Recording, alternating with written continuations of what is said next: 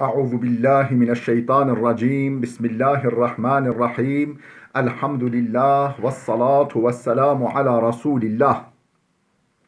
Değerli arkadaşlar, Muhammed Ali Es-Sabuni'nin Et-Tefsirul Vadihul Muyesser adlı eserinden 28. cüzün 19. dersini yapmak üzere birlikteyiz.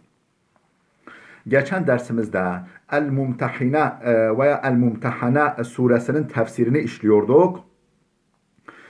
Kaçıncı ayete gelmiştik? 11. ayete gelmiştik. Daha doğrusu 10. ayeti bitirmiştik. 11. ayete gelmiştik. 10. ayetin tefsiri henüz tam bitmemişti. Kitabımızın 1403. sayfasındayız. Kâle ibn Abbas diye başlayan paragraftayız. Konumuz neydi? Efendim ötekilerle ilişkiler. Yani Hudeybiye muahedesi, antlaşması yapılmış. Müslümanlarla müşrikler arasında biraz bir barış ortamı havası sağlanmış. Dolayısıyla geçişler oluyor. Yani bu taraftan isteyen bazı insanlar o tarafa geçebiliyor veya o taraftan bu tarafa geçişler olabiliyor. Bazen din değiştirerek de olabiliyor bu. Tabii erkeklerle ilgili maalesef Müslümanların aleyhinde bir madde vardı. Yani Müslüman bir erkek diyelim ki dinini değiştirse, müşrik olsa, karşı tarafa gitse iade edilmiyordu.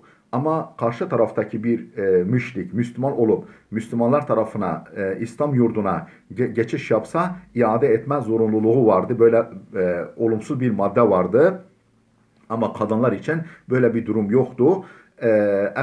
Bir müşrike kadın Müslüman olup Müslümanlar tarafına geçerse Cenab-ı Hak buyuruyordu ki onları şöyle bir sınayın, samimi olduklarına kanaat getirirseniz onları iade etmeyin.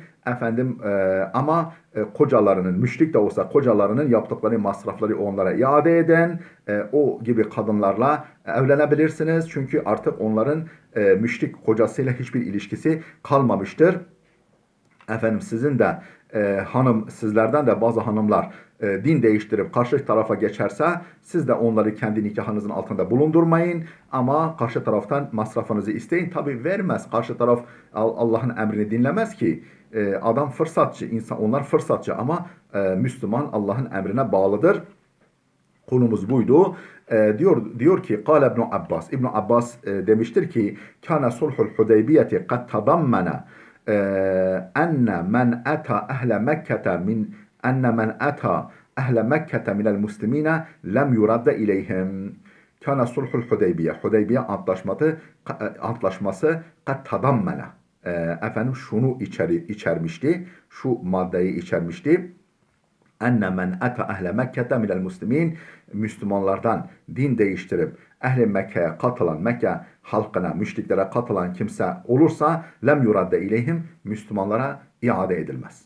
Ve men ata minel müşrikine ilel muslimin, müşriklerden Müslüman olup Müslümanlar tarafına geçenler olursa rudde ileyhim, o müşriklere iade edilir, müşrik tarafa iade edilir diye bir madde içeriyordu. فجاءت أم كلثوم بنت عقبة بن أبي معيط وهي أول مهاجرة من النساء إلى المدينة بعد هجرة رسول الله صلى الله عليه وسلم. Fecaat Ummu Kulthum. Ummu Kulthum geldi. Kimdir Ummu Kulthum? Bintu Ukbete bni Abi Muayt. Ukbe bin Abi Muayt'ın kızı Ummu Kulthum geldi. Ve hiye evvelu muhaciretin minen nisa ilel medineti ba'de hicreti Resulillah sallallahu aleyhi ve sellem. Resulullah'ın Medine'ye hicretinden sonra artık o kapı böyle bir bakımı biraz kapanmış. Pek gelen giden yok. Ondan sonra ilk hicret eden kadındır. Peygamberin Medine hicretinden sonra ilk hicret kadınlardan ilk hicret eden kimsedir. O kadın Ummu Kulsum. Felahikaha ahavaha fekala ya Muhammed. Tabi iki kardeşi de kız kardeşlerini takip ettiler. Geldiler Medine'ye. Dediler ki ya Muhammed evfilena bi şartina. O Hudeybiye muahedesinde imzaladığın şartı bizim için yerine getir. O şarta uyman lazım. Fekale sallallahu aleyhi ve sellem, Peygamber sallallahu aleyhi ve sellem şöyle dedi. Kâne şartu fir rical la fin nisa. Oradaki şart, koşulan madde erkeklerle ilgilidir. kadınlarla ilgili değildir. Biz kadınları iade etmeyiz. Yani öyle bir esneklik var o maddede, öyle bir belirsizlik var. O belirsizliği Peygamber sallallahu aleyhi ve sellem efendim kadınlar lehine kullanmak istiyor. فَكَانَتِ الْمَرْأَةُ الْمُهَاجِرَةُ تُسْتَحْلَفُ. Peki فَاَنْزَلَ اللّٰهُ el-ayete. Allah yani böyle bir konuşma geçti. Ummu Kulsum'un iadesi konusunda bunun üzerine Allah bu ayeti kerimeyi indirdi. فَكَانَتِ الْمَرْأَةُ الْمُهَاجِرَةُ تُسْتَحْلَفُ. Yani müşrik tarafından Müslüman tarafına geçen, hicret eden, geçen kadınlara yemin veriliyordu. اَنَّهَا مَا هَاجَرَتْ بُعْضًا لِزَوْجِهَا. Efendim karşı taraftaki, müşrik tarafındaki kocasına kızdığından dolayı gelmediğine ilişkin.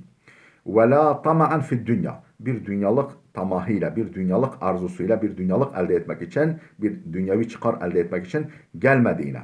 اِنَّمَا خَرَجَتْ حُبًّا فِي اللّٰهِ وَرَسُولِهِ. Sırf Allah ve Resulünü sevdiğine dair yemin veriliyordu. وَرَغْبَةً فِي دِينِ الİslam. Ve İslam dinini sevdiği için, İslam dinini tercih ettiği için geldiğine ilişkin yemin veriliyordu. Hani var ya işte onları sınayın diyordu o ayet-i kerime. فَاِنْ فَاتَكُمْ شَيْءٌ مِنْ أَزْوَاجِكُمْ إِلَى الْكُفَّارِ فَعَاقَبْتُمْ فَآتُوا الَّذ۪ينَ ذَهَبَتْ أَزْوَاجُهُمْ مِثْلَ مَا أَنْفَقُوا وَاتَّقُوا اللّٰهَ الَّذ۪ي أَنْتُمْ بِهِ مُؤْمِنُونَ. Şimdi efendim işte bugün tefsirini okuyacağımız ayet. Yani 11. ayet. Ne buyuruyor? Önce mealini verelim, sonra tefsirimizi okuyalım. Ve in fatakum şey'un min azvacikum ila'l kuffar. Şayet hanımlarınızdan herhangi biri sizden ayrılıp, yani din değiştirip sizden ayrılıp kafir tarafa geçerse feaqabtum ve karşı taraf yani fırsat elinize geçerse, yani karşı tarafa yönelik bir zafer elde ederseniz فَاَوْتُ الَّذ۪ينَ ذَهَبَتْ اَزْوَاجُهُمْ مِثْلَ مَا أَنْفَقُوا. Yani hanımı karşı tarafa geçmiş olan o Müslüman erkeğe yaptığı harcama kadar ödeme yapın. Çünkü her ne kadar bundan önceki ayette denmişti ki siz de müşriklerden o tarafa geçen hanımlarınızın masrafını, yaptığınız masrafları isteyin deniyorsa da karşı taraf vermiyor. Adam müşrik. Yani kural kayda dinlemiyor. Peki bu Müslüman erkeğin kaybı ne olacak? O mehri ne olacak? Cenab-ı Hak buyurur ki fırsat elinize geçtiğinde veya karşı tarafı cezalandırdığınızda efendim imkan geçerse elinize bu hanımları karşı tarafa, müşrik tarafına geçen erkeklerin masrafını ödeyin. فَآتُوا verin اَلَّذ۪ينَ ذَهَبَتْ اَزْوَاجُهُمْ hanımları karşı tarafa geçenlere verin. مِثْلَ مَا أَنْفَقُوا yaptıkları harcamanın dengini, efendim miktarını verin. وَاتَّقُوا اللّٰهَ الَّذ۪ي أَنْتُمْ بِهِ مُؤْمِنُونَ. O iman etmiş olduğunuz Allah'a karşı gelmekten sakının. Siz üzerinize düşeni yapın.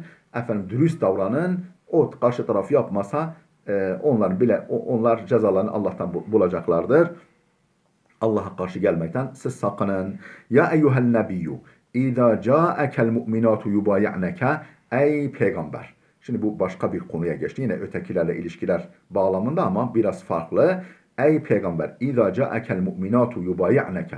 Müslüman kadınlar, mümine kadınlar senin yanına gelip beyat ederlerse, yani bağlılık sözünü, efendim ölümüne bağlılık sözünü verirlerse ala en la yüşrikne billahi şey'en, efendim Allah'a hiçbir şey şirk koşmayacaklarına, efendim ve la yasrikne hırsızlık yapmayacaklarına, ve la yaznine zina etmeyeceklerine, ve la yaktulne evladahunne çocuklarını öldürmeyeceklerine, ve la ya'tine bi buhtanin yefterinehu beyne eydihinne ve arculihinne, yani efendim uydurdukları bir iftirayı, yani uydurdukları bir şeyi efendim bir buhtan, bir iftira olarak ortaya koymayacaklarına. Yani nasıl?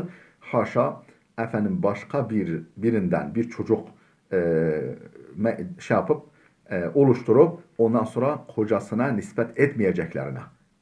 Demek ki o dönemlerde maalesef böyle şeyler olabiliyor. Her zaman olabilir. Yani rastlanan bir durumdur. Olmaması gerektiği halde. وَلَا يَأْتِينَ بِبُهْتَانٍ bir iftira yapmayacaklarına, yaftarunehu uydurdukları bir iftira beyne eydihinne ve arculihinne. Yani elleriyle ve ayaklarıyla yapmış oldukları. Yani zina yoluyla anlamında kastediyor. Üstü kapalı söylüyor.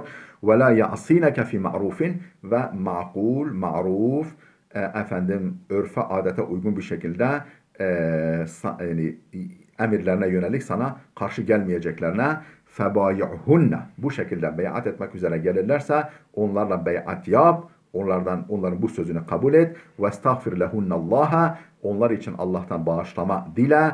İnnallaha gafurur rahim. Hiç kuşkusuz Allah çok bağışlayandır ve pek merhametli olandır.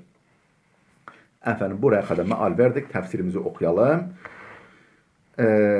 Şimdi ve in fatakum şey'un min azvacikum ila'l kuffari fa'aqabtum. Yani sizin hanımlarınızdan herhangi biri elinizden kaçıp yani sizden ayrılıp karşı tarafa geçerse ve siz de karşı tarafa yönelik bir fırsat ele geçirirseniz, bir zafer elde ederseniz, bir imkan bulursanız onlara karşı فَاَتُوا الَّذ۪ينَ ذَهَبَتْ اَزْوَاجُهُم hanımları karşı tarafa geçenlerin misle ma enfaku yaptıkları harcama kadar bir miktar ödeme yapın. Ey tefsiri ne okuyoruz? Ey ve in ferrat zavcetu ahadin minel muslimina. Müslümanlardan herhangi birinin hanımı kaçarsa ve lahiqat bil kuffari kafirlere katılırsa fegazavtum siz de efendim bir askeri harekatta bulundunuz ve ganimtum ganimet elde ettiniz ve asabtum minel kuffari ganimeten efendim kafirlerden bir miktar mal ele geçirdiniz. Fe'atul lezine zehabet ezvacuhum hanımları karşı tarafa geçen kimselere verin. Misle ma enfaku yaptıkları harcama kadar verin. Vettekullâhellezî entum bihi mu'minun. O iman etmiş olduğunuz Allah'a karşı gelmekten sakının. Ey fa'tu minel ganimeti limen ferrat zavcetuhu. Yani hanımı karşı tarafa firar etmiş, geçmiş olan kadınlara ganimetten verin. Misle ma enfaka aleyha minel mehri o kaçmış olan müşrik tarafına geçmiş olan hanımına yaptığı harcama kadar, mehir olarak yaptığı harcama kadar. Ve raqibullaha fi aqwalikum ve a'malikum sözlerinizde ve davranışlarınızda, eylemlerinizde Allah'ı gözetin. Vahzaru azabe ve intikama rabbikumul celil ellezî âmentum bihi. O iman etmiş olduğunuz o yüce celil, yüce Rabbinizin azap ve intikamından sakının. Azabından ve cezasından sakının. Ve saddaktum bi vücudihi ve vahdaniyetihi varlığına ve birliğine iman ettiğiniz Rabbinizin azap ve cezasından sakının. Ruviye ennel ayete lemma nezelet rivayet edildiğine göre bu ayet indiğinde ves'elu ma enfaktum ve yes'elu ma enfakû efendim o müşrikler hanımları için yaptıkları harcamayı sizden istesinler. Siz de onlardan isteyin. Ayeti indiğinde قَالَ الْمُسْلِمُونَ رَضِينَ بِحُكْمِ Müslümanlar dediler ki Allah'ın hükmüne razıyız. Biz tamam veririz onların masrafını. وَاَدَّوْا مَا اُمِرُوا بِهِ مِنْ مُهُورِ الْمُهَاجِرَاتِ hicret eden mümine kadınların yani o Müslüman tarafına hicret eden Müslüman kadınların mehirlerini verdiler. O emredilen mehirlerini verdiler. İlâ ezvacihim kocalarına el müşrikin müşrik kocalarına verdiler. Ve ebel müşrikûne en yedfa'u şey'en min muhuril kafirat ilâ ezvacihimul muslimin. Ama o müşrik erkekler efendim Müslüman efendim müşrik erkekler efendim o yani kafir tarafına, müşrik tarafına geçen kadınların normal Müslüman tarafından müşrik tarafına geçen kadınların herhangi bir mehrini efendim Müslüman erkeklere iade etmeye yanaşmadılar, kabul etmediler. فَأَمَرَ تَعَالَى الْمُسْلِمِينَ اَنْ يَدْفَعُوا اِلَيْهِ مِنَ الْغَنَائِمِ Peki kayıpları ne olacak o Müslüman erkeklerin? Allah Teala emretti ki Müslümanlara o hanımları karşı tarafa geçmiş erkeklerin ganimetten masrafını karşılasınlar. Ve hâzâ huvel fâriku beyne ehlil imani ve ehlil küfrü ve tuğyan. İşte ehli iman ile müminlerle, Müslümanlarla ehli küfür ve ehli tuğyan o azgın, zalim kafirlerle müşrikler ve ehli iman arasındaki fark aha budur. Yani birisi adil, birisi zalim. Ya eyyühen nebiyyü in câekel mu'minâtu yubayi'neke ala en la yüşrikne billahi şey'en ve la yesrikne ve la yeznine.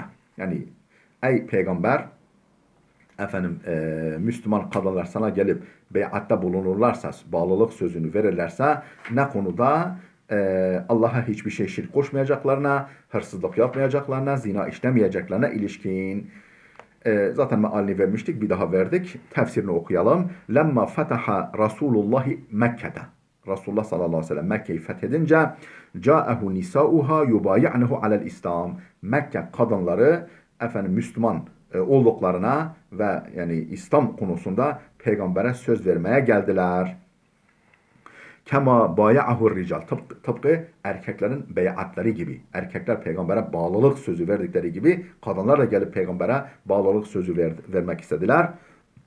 Feşera'a sallallahu aleyhi ve sellem fi bey'atin nisa. Peygamber sallallahu aleyhi ve sellem kadınlardan da beyat almaya başladı. Fekâne sallallahu aleyhi ve selleme yubayi'uhunne ala ademil iştaki billah. Peygamber nasıl kadınlarla beyat ediyordu? Yani böyle söz alıyordu. Söz alışverişinde bulunuyordu. Allah'a herhangi bir şeyi şirk koşmayacaklarına. Ve en la yertekibne cerimete serikati. Hırsızlık suçunu işlemeyeceklerine. Ve cerimete zina. Zina suçunu işlemeyeceklerine. Ve caet Hindu mra'atu Ebi Süfyan dımnel mubayiat.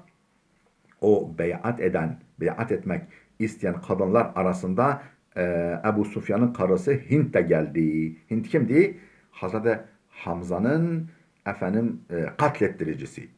Değil mi? Katlettiricisi, yani vahşiye katlettiren. Ondan sonra katledildikten sonra gidip onun karnını parçalayan, göğsünü parçalayan, ciğerini dişleyen kadın. Bu kadar yani düşman bir kadın Müslüman oluyor ve peygamber onun beyatını kabul ediyor. وَهِيَ الَّتِي شَقَّتْ بَطْنَ حَمْزَةَ يَوْمَ Uhud'un. İşte Uhud savaşı sonrasında o gün Hazreti Hamza'nın karnını yaran oydu. Caet mutenekkiraten, böyle kendini saklayarak, bir örtü altında kendini saklayarak geldi peygamberin huzuruna. فَلَمَّا قَرَأَ عَلَيْهِنَّ Resulullah sallallahu aleyhi ve sellem.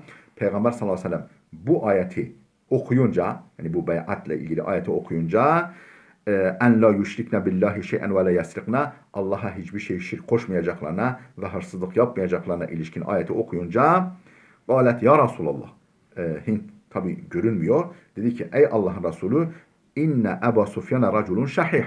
Kocam Ebu Sufyan'ın karısı idi, cimri bir adam. Ve inni usibu ba'da şey'i min malihi. Ben zaman zaman onun malından bir şeyler alıyorum. Yani onun haberi olmadan. Efe yahillu li zalike. Bu benim için helal mıdır? Çünkü ben ve çocuklarıma yeterli masrafı, yani harçlığı vermiyor. Ben de işte zaman zaman alıyorum ondan habersiz. Bu bana helal mı? Fekale Ebu Sufyan ma madafehu ve leke helalun. O anda Ebu Sufyan da orada dedi ki geçmişte kalan sana helal olsun. Yani Ebu Sufyan da orada, o da hemen müdahale ediyor karısına.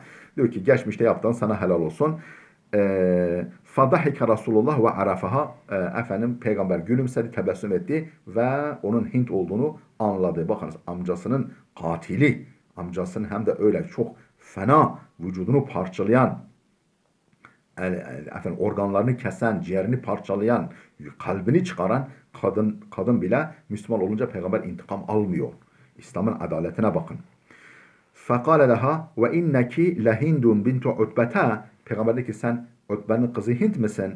Kalet naam ya Resulullah. Evet ey Allah Resulü dedi. U'fu anna amma selam. Geçmişte kalanı bizim için affet. Geçmişte yaptıklarımızı bize bağışla. Bizim için affet. Afallahu anke. Allah da seni affetsin ya Resulullah. Felemma qara'a ve la yaznina. Ve la yaznina, ayette geçen ve la yaznina ifadesini söyleyince peygamber galet, Hint hemen atıldı gene Hint. Evet teznil hurratu, hiç soylu hür bir kadın hiç zina eder mi ya Resulullah? Bu nasıl? Yani biz de nasıl bir şey istiyorsunuz böyle? Yani zaten zina etmez. Yani asilzade bir kadın, soylu hür bir kadın zaten zina etmez. Böyle bir şey düşünün, aklımızdan bile geçmez. Demiş. فَلَمَّا قَرَأَ وَلَا يَقْتُلْنَ اَوْلَادَهُنَّ قَالَتْ. Yani وَلَا يَقْتُلْنَ, ayete geçen وَلَا يَقْتُلْنَ اَوْلَادَهُنَّ, çocuklarını da öldürmeyeceklerine dair, sana söz vermeye gelirlerse evlatlarını öldürmeyeceklerine dair ifadesini söyleyince peygamber Hint yine atıldı.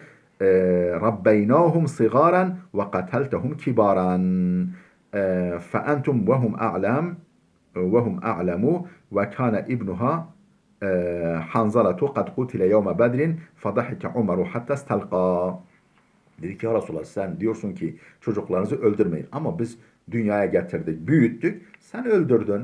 Yani bu hani Bedir Savaşı olmuş ya müşriklerle Müslümanlar arasında. O zaman Ebu Süfyan'ın bir oğlu efendim Bedir'de öldürülmüş. Yani Hind'in bir oğlu Bedir'de öldürülmüş. Ha işte biz büyüttük sen öldürdün ya Resulallah. Bize öldürmeyin diyorsun ama sen öldürdün. Böyle bir serbest davranıyor Hind.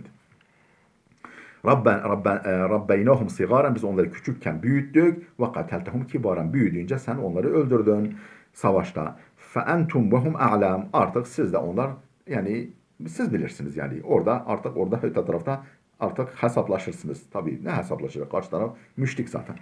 Ve kana ibnuha Hanzalatu kad kutile yevme Bedrin. Yani nitekim Hind'in oğlu Hanzala Bedir Savaşı günü öldürülmüştü. Fadahike Umaru Hazreti Ömer güldü. Hatta stalqa böyle yıkılıncaya kadar güldü bu duruma. Yani tabii güzel bir sahne. Yani Mekke fethedilmiş. Efendim düşman taraf en azılı düşmanlar gelip iman ediyorlar. Hazreti Ömer mutlu oluyor, seviniyor.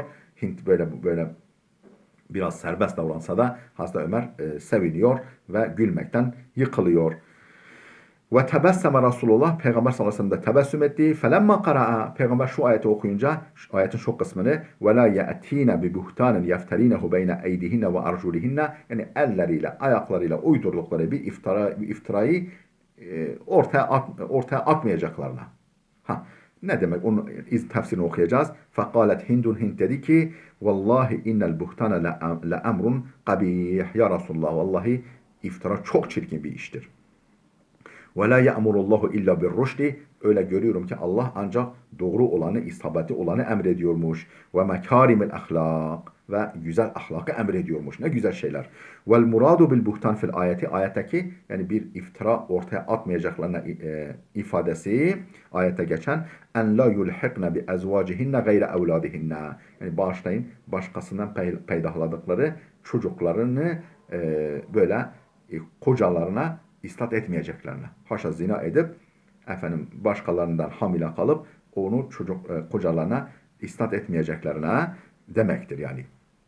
Bi en tekule şöyle demek suretiyle haza veledi minke ve leyse minhu. Bu benim senden olan çocuğumdur. Oysa ki ondan değil. Ve lemma qara'a ve la ya'sineke fi ma'rufin efendim ma'kul akle selim dini hakkın kabul edeceği hiçbir konuda sana ihsan etmeyeceklerine ifadesini okuyunca peygamber Qalet Hint yine atıldı dedi ki vallahi ma celesna meclisena haza ve fi enfusina en na'sike fi şey'en na'siyeke fi şey'en.